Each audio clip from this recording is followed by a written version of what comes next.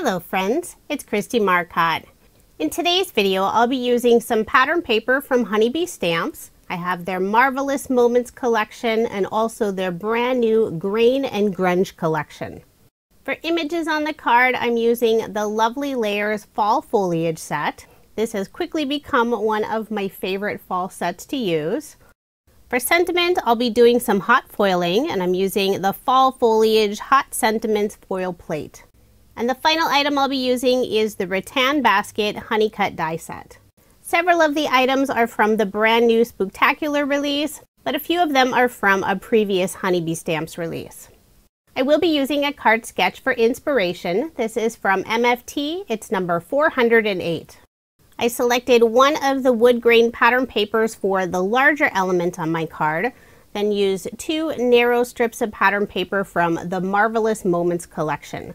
So it's a very soft pink and then a beautiful brown wood grain pattern paper. I'm layering everything on some dark brown cardstock, put some ATG tape on the back, and add my card front onto a card base. All of my cards in this video are American Standard A2 size, 4 1/4 inches by 5 1/2 inches. I cut out the rattan basket from some craft cardstock, and I'm adding just a little bit of ink to the very edges using the Sandcastle ink color by Catherine Pooler. For the back piece of the basket, you really won't see very much, so I only added ink to the very top. But for the front piece, I did add more ink to the outside edge and a little bit more toward the center.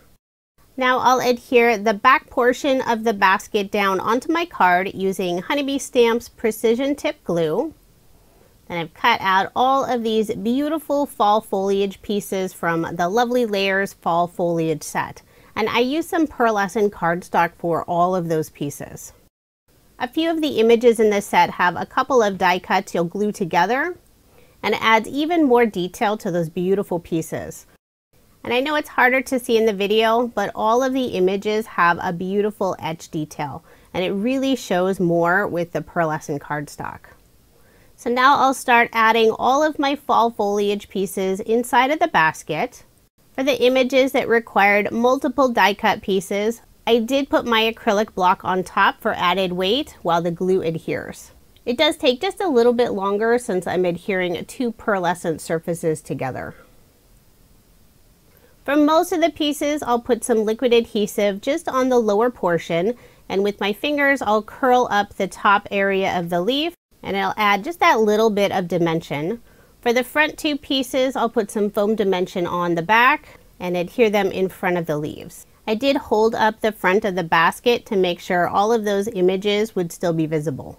So once I have my basket full of the beautiful fall foliage, I can add the front of the rattan basket.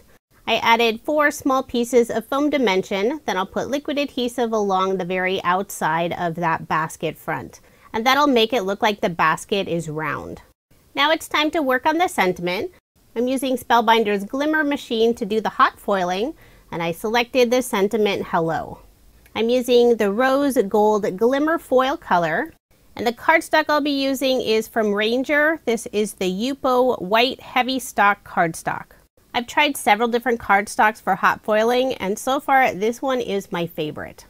I'm still very new to hot foiling, so if you have a favorite brand of cardstock you use, let me know in the comments. I'm not going into a lot of detail about the hot foiling process. I do have another video where I talked more about that, and I'll add a link at the end of this video.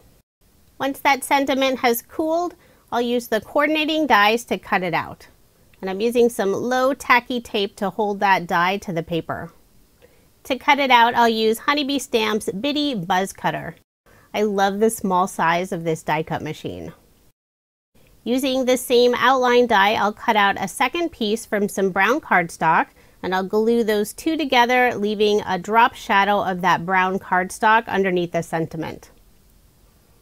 To adhere it to the card, I'll put some foam dimension on the very right side of the sentiment and liquid adhesive on the left side. And that'll help keep it at the same level with that little bit of foam dimension in the middle of the basket. I love the beautiful shine from the hot foiling, and it really is easy to do. To finish off the card, I'll add some gem stickers. These are from the Marvelous Moments collection. put 3 of them around the sentiment. So there is my finished card, and I did end up making a total of 12.